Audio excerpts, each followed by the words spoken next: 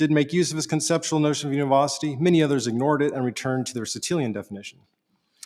In what follows, I will examine the reasons that led Scotists to abandon the Aristotelian definition and survey the early Scotist rejection of Scotus's conceptual definition. I limit my investigation for the present only to the early Scotist authors, since many of these people, primarily from the 1320s, would have known Scotus personally and heard him lecture. And importantly, given the chaotic nature of Scotus's writings at the time of his death, some of these early Scotists report their usage of autographed manuscripts of Scotus, and so they have a certain pride of place in the history of Scotism, according to me. Okay, so part one, Duns Scotus and Univocity. So first we look at Duns Scotus's views on univocity. As is well known, Scotus's position shifted on univocity of being shifted significantly during his career. Initially, he denied the univocity of being, and later he affirmed it. In his early commentaries on Porphyry's Isagoge and Aristotle's logical works, Scotus rejects univocity of being, and in his questions on the De Anima, commentaries on the sentences, he affirms it. In his questions on the metaphysics of Aristotle, he originally denied univocity, but later revised the question on univocity and then defended univocity against his own previous objections. Now, Aristotle in the categories had defined univocity as follows, and I'm quoting here from the Apostle translation since it brings out something I'm trying to emphasize here. Things are named univocally if both the name applied to them is common and the expression of the substance corresponding to that name is the same for each of the things, as in the case of animal when applied to a man and to an ox. For a man and an ox may be called by the common name animal, and the expression of the substance corresponding to that name is the same for both. For if one were to state for each one of them what it is to be an animal, he would give them the same definition, end quote. In order to have univocals then, or to have things that are univocal, there must be a sameness of name and definition. But the presence of things in the definition of Aristotle should give us pause, though not literally in the Greek or Latin it is implied. Given that the result is the application of univocals to things, such as that Aristotle says things are named univocally, a host of difficulties arises for anyone wishing to posit that being is univocally common to God and creatures.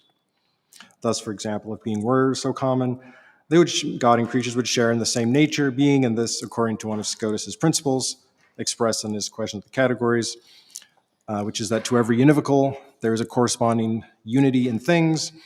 This would result in unity of things outside the soul, with the result that God cannot be simple or transcendent, and the being would be a genus. Here let the example of divine simplicity suffice.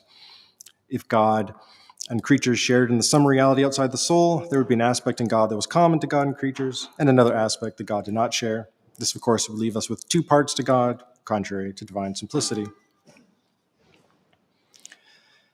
Scotus examines the Aristotelian definition of equivocity in question 5 of his commentary in the categories, and univocity in question 6.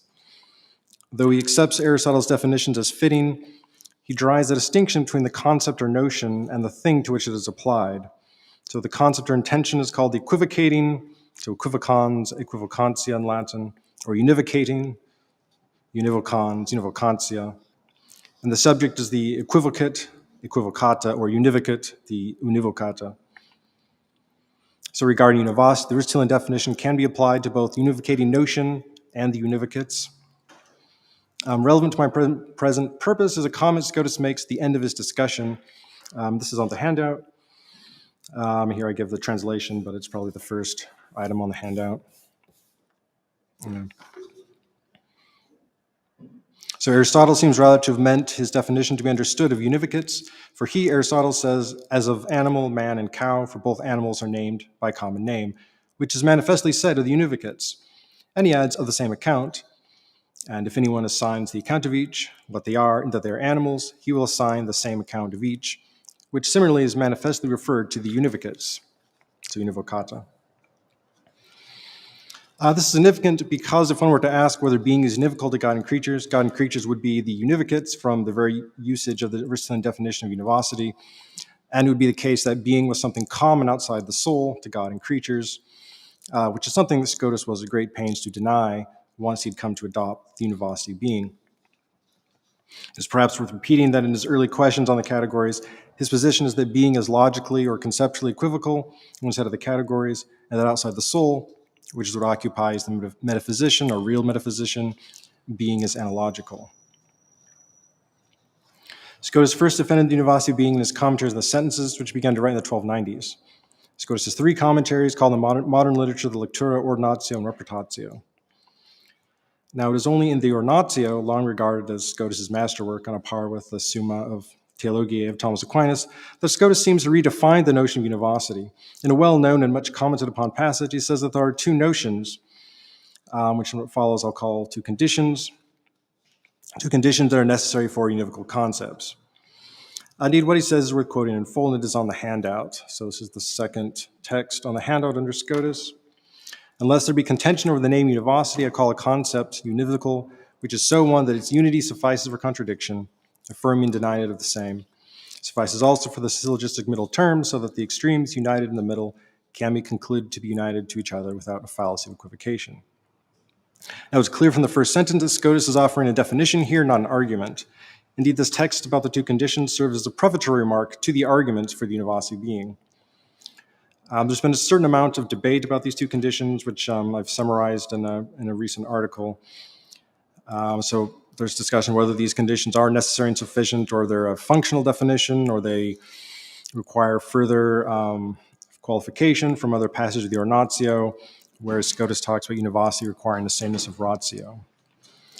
My view on this in summary is that the conditions are here acting as axioms with respect to the arguments for univocity. So as with the case of the axiom of Boethius, the conditions support the syllogisms in favor of univocity without directly being included in the arguments. These axioms are per se nota in the second sense of a Boethian axiom, according to which they are evident to someone who is educated. What is clear about these two conditions is they pertain to concepts, and thus they avoid the ambiguity in the original definition that Scotus had worried about in his questions on the categories. And there can be no question, given the definition he supplies in the Ornatio, of there being a common univocal reality outside the soul that befalls both God and creatures.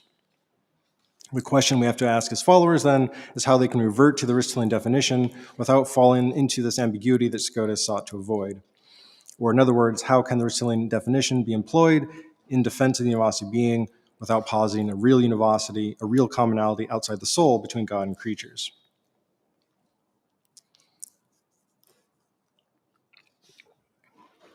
So part two, rejection of Scotus's definition. I turn now to consideration of Scotus's views according to the early Scotists. Many scholars have noted the independence from the master that his followers practice, often following what they believe to be his principles rather than his stated conclusions on various topics.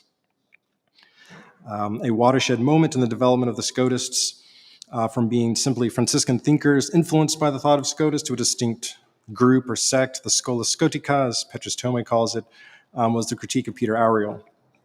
Writing from 1316 onwards, Auriel attacked many aspects of Scotus's thought, including the formal distinction and univocity being. Moreover, Auriel had extensive knowledge of the works of Scotus and cited him precisely. This critique from Auriel provoked a response from numerous Franciscans, certainly all the ones that I will discuss today. The aspect of Auriel's thought relevant to our present purpose is his critique of Scotus's first argument for the univocity being, usually referred to as the argument from the certain and doubtful concept. The 14th century is also called the Achilles argument to indicate the strength of the argument itself, presumably not that there was a fatal flaw.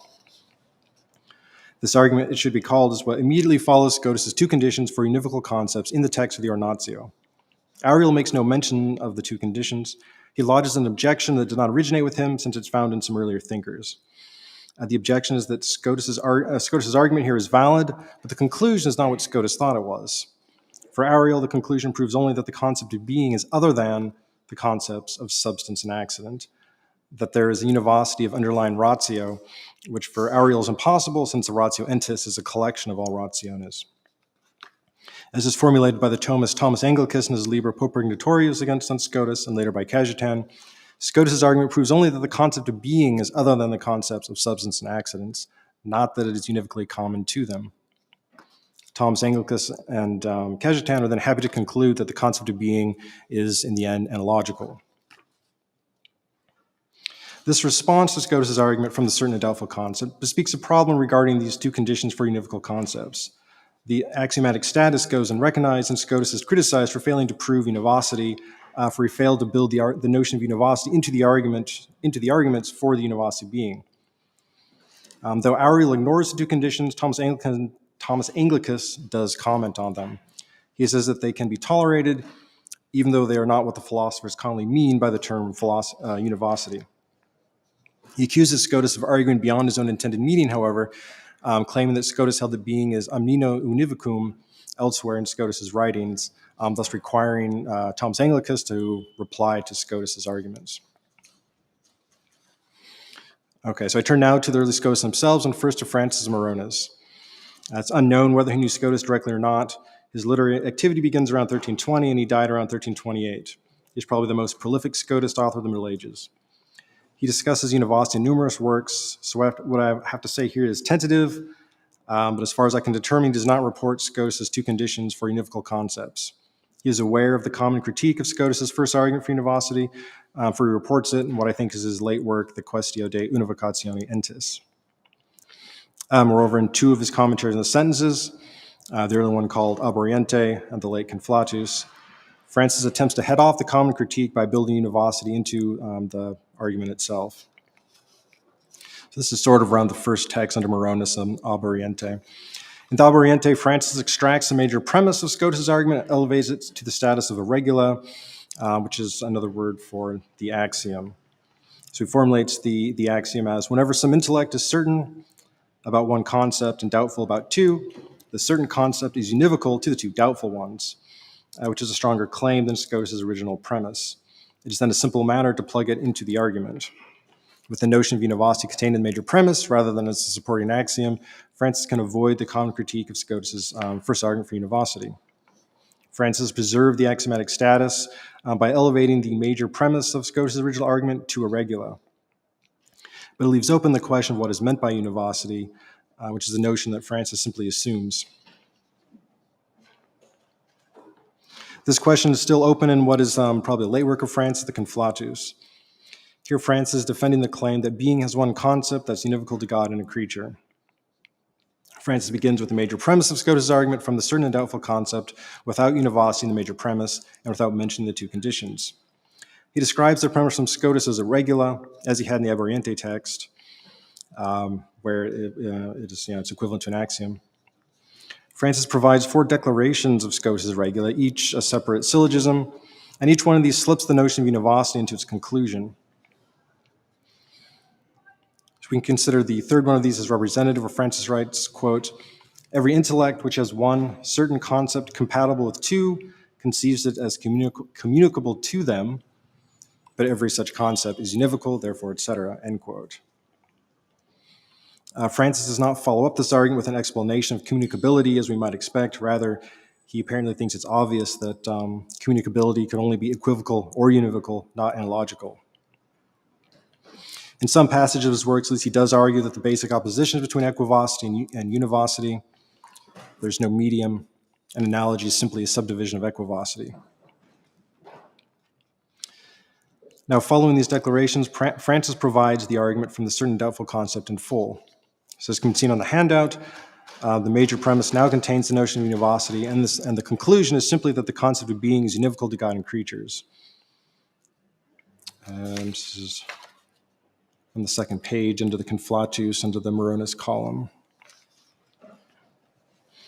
As Francis explained earlier, the meaning of the word concept here is quiditative, that there's a quiddity of being contained in the concept which the act of the intellect is directed at or at which it terminates. From the Ab Oriente and Conflatus, Francis' position is clear. Faced with the common objection to Scotus's first univocity being, namely that Scotus is only warranted to conclude that being as a distinct concept, which can then be analogical, Francis redistributes the notion of univocity from the axiomatic status that it had as a definition supporting the arguments in Scotus's Ordinatio into the major premise of the argument itself. This has the advantage of staving off the analogy of being, but it comes at a high cost, for we no longer have a definition of univocity apart from its application in the argument. And as we saw, Scotus himself thought that the Aristotelian definition could be about the univocata as well as the univoca. Though for reasons of space, I won't discuss it here. Francis' abandonment of Scotus's definition resulted in his restricting the reality of the concept of being. For according to Francis, it's only predicated denominatively, not quiditatively. We will hear more about that tomorrow in Jacopo's talk. Okay, turn now to Petrus Thome. Petrus Thome wrote in the same decade of 1320s. He also has Reportatio, which has the kind of the single longest question about analogy and univocity from the Middle Ages. I'm not going to talk about that today, though, because I'm not certain that it actually was by Petrus Thome, and I'm not certain that it's a Reportatio. In any case, in this early text, if it's by Petrus Thome, he makes the same move as Francis of Morona's regarding elevating the major premise of Scotus's argument. So today I'll focus on the De Ente. Peter devotes the fifth question of the De Ente to an analysis of Scotus's Achilles argument from the certain and doubtful concept. This is an impressive record of the early stage of the debate, for Peter repeats 11 responses to the argument, the authors of several of which he names. So we meet Peter Ariel, Robert Cowton, Richard Conington, Alexander of Alessandria, Franciscans, and Gerard of Bologna for the seculars. On the basis of this criticism, which includes two versions of the common 14th century objection, Peter develops a formulation of the argument that he claims is necessarily true. So this is on the handout. Yes, this is the first Peter Thome text on the handout. So in translation, it's, quote, "It is impossible for one and the same concept to be doubtful and certain to the same intellect at the same time, but with the certitude of the concept of being stands doubt about every special being. Therefore, the concept of being is necessarily other than the concept of every special being." So here the technical term or concept of a special being, this is referred to what Scotus calls the proper concepts, the concepts proper to God or of a creature.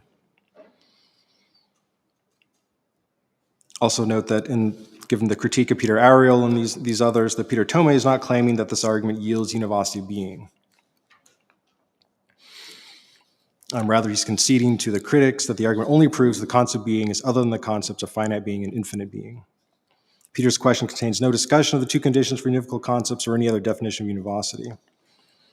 For such a definition, we have to look to question 7 of the De Ente.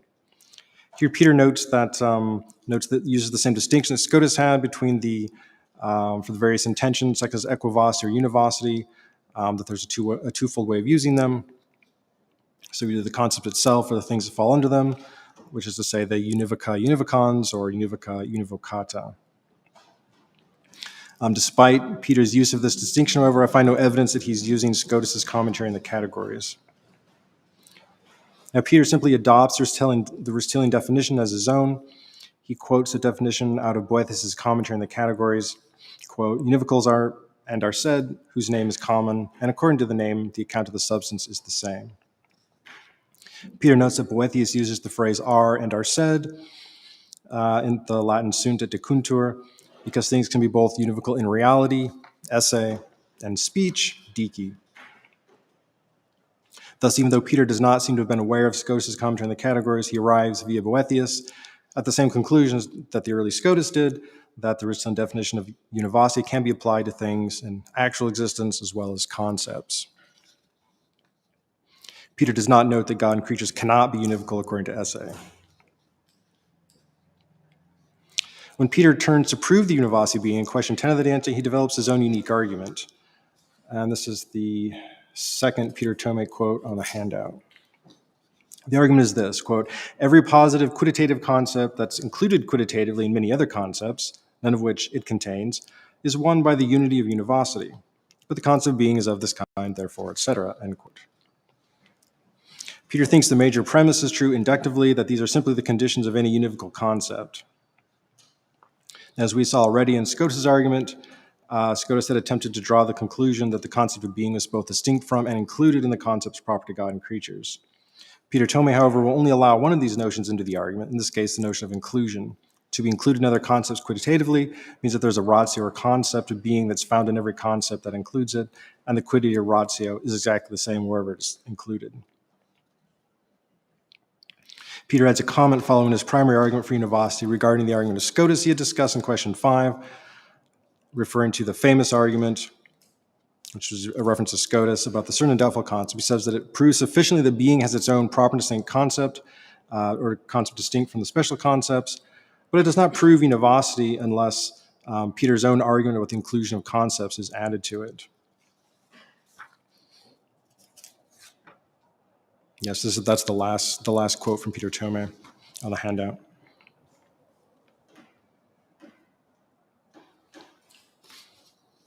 In brief, then, Peter's view is that rather than inferring univocity and inclusion from the proof for a distinct concept, the proof for the distinct concept itself requires a further argument demonstrated that the concept is quantitatively included in other concepts. Peter also gives an argument simply from the Aristotelian definition of univocity.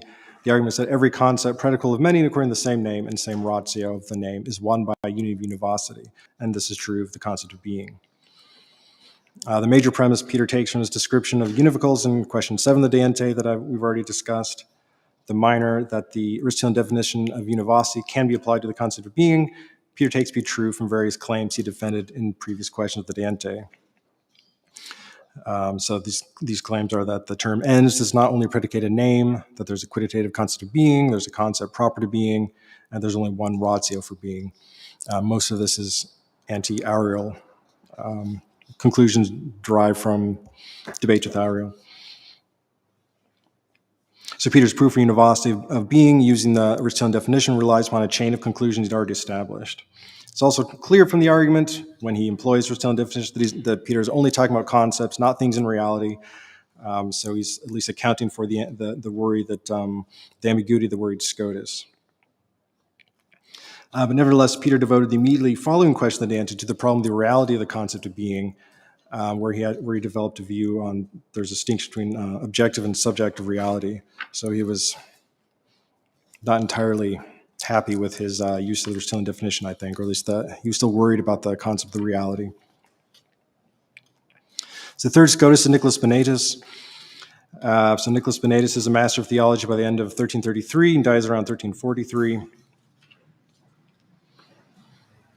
The work I'll discuss today is his Metaphysics, which survives in 2 printed editions and some 30 manuscripts.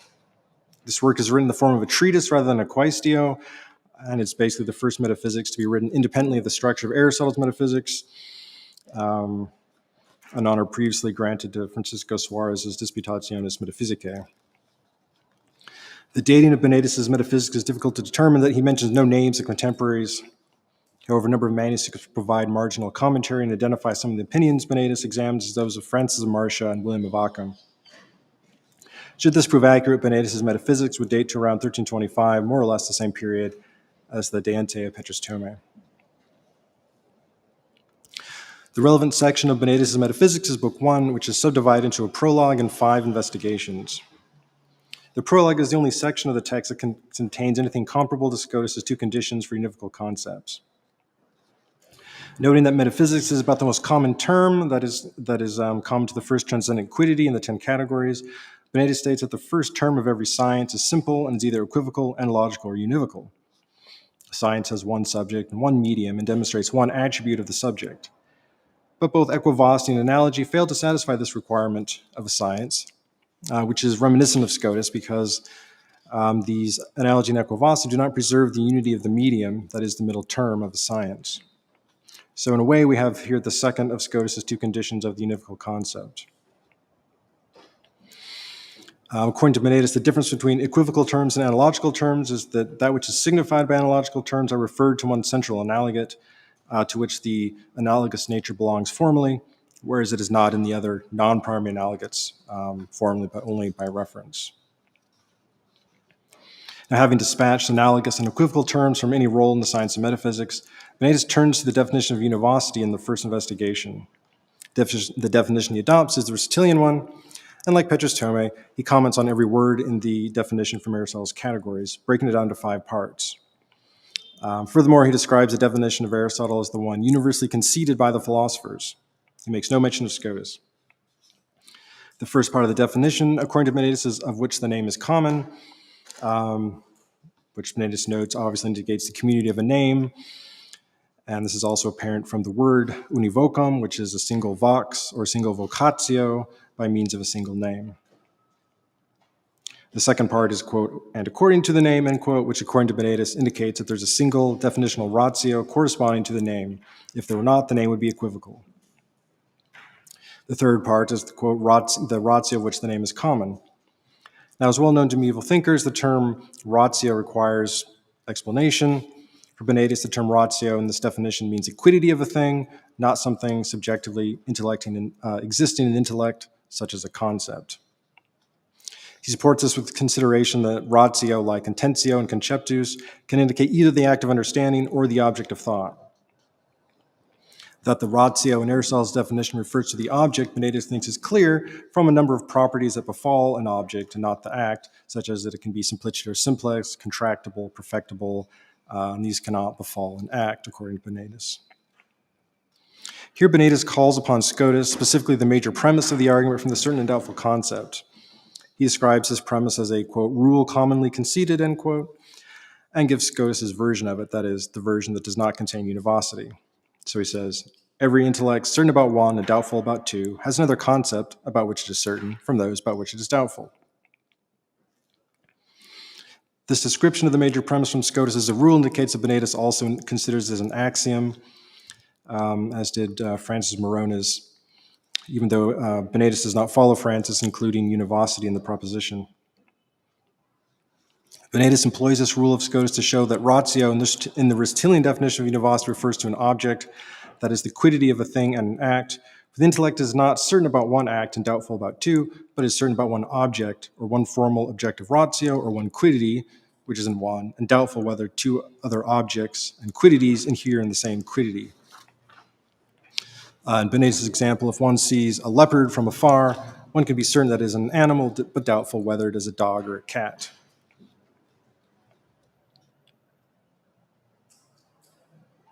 The fourth section of the definition of Benedictus' sort of quasi-commentary on the definition is the ratio of substance, which Benedictus explains as referring not to the category of the same name, but rather just to the kind of notion of a definitional quiddity that's found in each category. And within each one of these categories, there's also univocity. The fifth and final part of the definition is, quote, esteatum, which Benedictus interprets as meaning that the univocal is the same and undivided in all of its univocates. The sameness can be either in concepts or in things, so Benedictus arrives at the same difficulty that had plagued Scotus regarding the Aristotelian definition. According to Benedictus, things that are in a genus have a similarity to other things in the same genus, which the intellect represents in an equal way, and thus everything within a genus is univocal on the conceptual level, according to this Aristotelian definition of univocity. The term and the nature of the univocal are found in all other concepts. Since these concepts are based on things outside the soul, they're real concepts, and so they have an accompanying real unity. Consequently, the pure conceptual univocity ultimately adopted by Scotus, Benedictus deems insufficient to account for the kind of univocity specified by the Aristotelian definition. Rather, there needs to be a real unity and a real identity as well. One reason that Benedictus thinks identity of concept or ratio does not suffice is that if it did, one could use a single univocal term for everything positive that's in opposition to nothing, which is something that Benedictus rejects in other passages. Regarding the real unity, Benedictus notes it be considered in two ways. One in which, according to every univocal term, there's a real corresponding unity in things outside the soul, a unity which is less than numerical, but which is not the same in each of the univocates. Though this at first sounds like Scotus' theory of individuation, there's marginalia in several manuscripts attributing this theory to Peter Auriol. The second meaning of real unity is that there's a quiddity with a real unity found in all of the univocata. For reasons of space, I'll pass over Benedictus' analysis of the Auriol position. His own view is the second. So according to Benedictus, there's a univocal quiddity found in all univocates, and where it's contained whole and entire in each univocate. Benedictus concludes this investigation of the metaphysics with a summary of Aristotle's definition, which he's modified slightly. This final definition is that whose name is common, and according to the name, the account of substance is the same and one, ex intua rei, entirely undivided in the univocata. The phrase ex intua rei normally for Scotus indicates that something is the case apart from the activity of intellect thinking it. So here Benedictus' definition of univocity allows for a real univocity, precisely what Scotus had rejected in his Questiones on the categories and attempted to avoid in his Ordinatio. As I alluded to already, Benedictus distinguishes between ens as said of everything positive outside of nothing, and ens as a quiddity distinct from other quiddities. In his definition of univocity, he employed the second sense of ens. The same is true when he moves to discuss univocity being in Book 1 of the Metaphysics. Thus he argues that being is univocal in the sense that there is one countable quiddity distinct from all other quiddities and univocal to them. His investigation at this point covers three regions of being. First, the categories. Second, real being and being of reason. And third, the first intelligence, which is, say, God, in relation to the other intelligences and all other beings. Now, as it turns out, the quiddity of being is univocal and identical in all these instances and to all univocates. According to Benedis, the same group of arguments can be applied in all three planes of univocity. One of these arguments is based on the Aristotelian definition. Without much explanation, Benedis claims that the quiddity of being can be said of the 10 categories, according to the same name in ratio, fulfilling the definition of univocity he had defended previously. Benedis also provides a version of the Achilles argument, which is the most original version of the argument formulated by the group of thinkers presently under consideration. And that is on the handout for Benedis. Yes, so this is the Benedis text. Benedis advances this argument only in the context of defending univocity of the categories, though again, he thinks you can use the same basic argument form in all three other regions of being. So according to Benedis, the intellect can be certain about a positive being, that it's categorical, but doubtful about which category it falls into. This means that the quiddity of being is distinct from the quiddities of the categories. The quiddity of being is also common and the same as the quiddities of the categories, because if one were to consider the quiddity of a category distinctly, one finds the same quiddity of being in the quiddity of a category. Qua quiddity, the quiddity of being is one and undivided in itself, whether it's considered as part of the quiddity of a category or not, and so it's common and univocal to all the categories. I'll not remark upon Benedis' discussion of the other two regions of being, save for the second, namely real being and being of reason. This is the area in which the lion's share of research on Benedis has been devoted, since this has been seen as the precursor of the notion of the supertranscendental. So Benedis thinks that being is univocal to being inside being inside the soul and being outside the soul, which Scotus is also opposed to. But it should be clear now that Benedis' adoption of univocity between quiddity and the quiddity in the soul, qua being thought about, and quiddity outside the soul is a consequence of the abandonment of Scotus' definition of univocity in favor of the Aristotelian notion. Benedis has embraced the ambiguity between the univoca and univocata, the word Scotus, simply arguing that univocity obtains for both inside the soul, outside the soul, and between them both. In every case, it's the same undivided quiddity of being.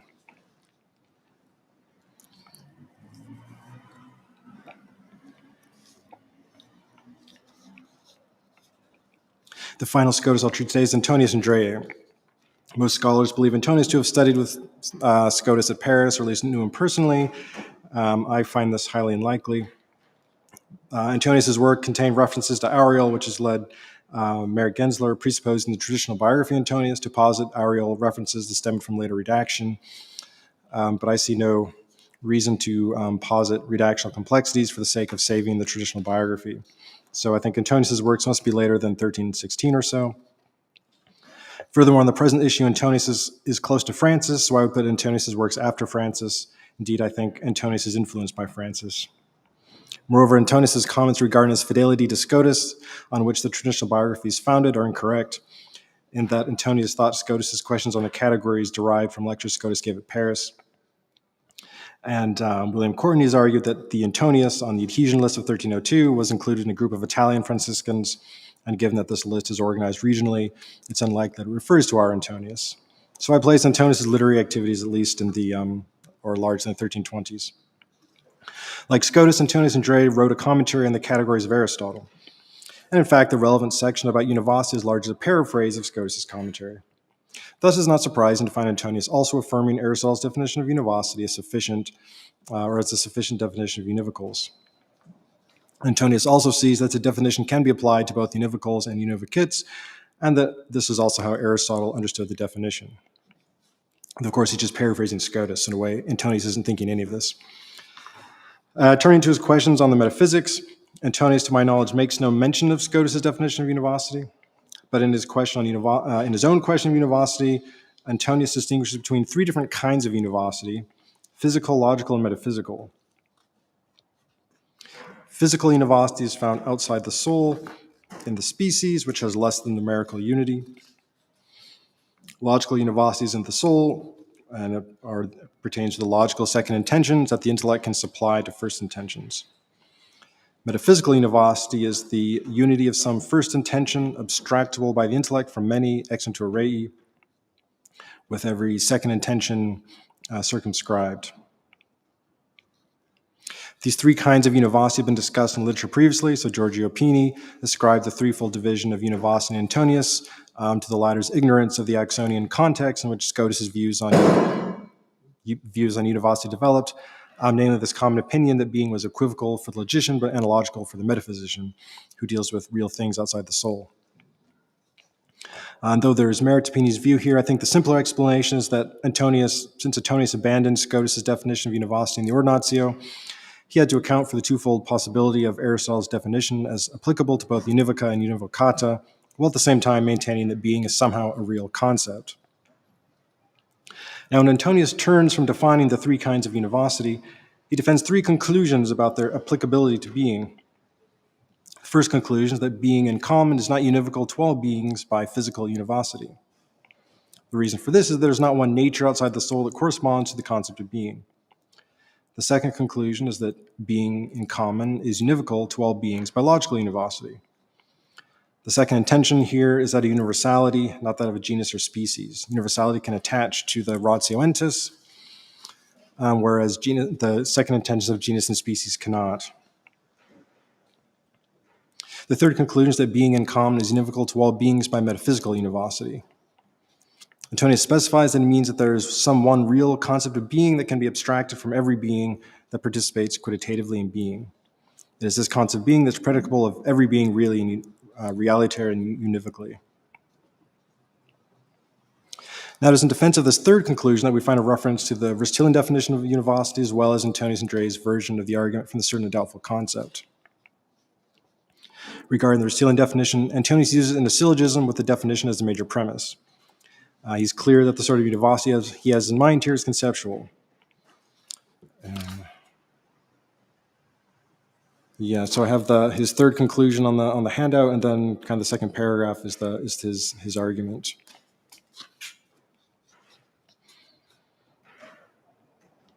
The minor premise in which he applies the definition of ratio entis is an advance on the version of Bonatus, since Antonius gives us a reason to think why the definition applies, namely that being is predicated in quid and is included quantitatively in the beings that are inferior in the categorical line.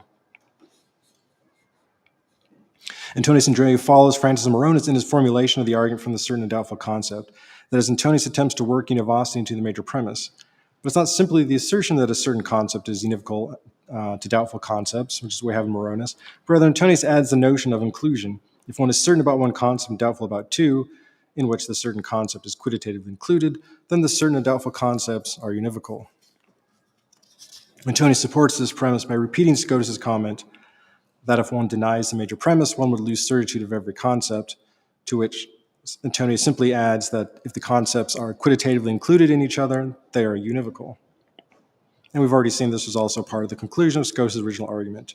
Antonius then is not only attempting to slip univocity into the major premise, but also the notion of inclusion, where he's using inclusion to explain the univocity.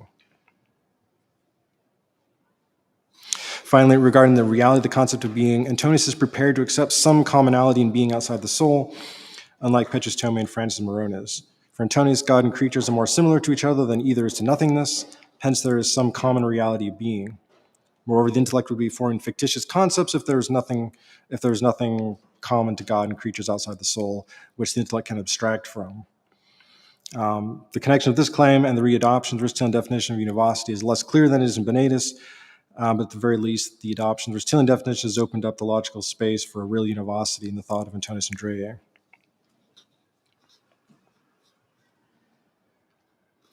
Okay, so I come down to the conclusion.